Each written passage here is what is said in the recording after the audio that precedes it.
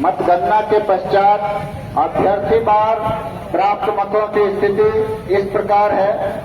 Gopal ji Thakur 1,83,344, Durganand Mahavir Nayak 2,866, Lalit Kumar Yadav 1,25,055, Kishore Kumar Das 1,954, Ranjit Kumar Ram 900, Rajneesh Kumar 1,163, Saroj Chaudhary 5,876, Mithilesh Mahato 2,366, NOTA 7,775।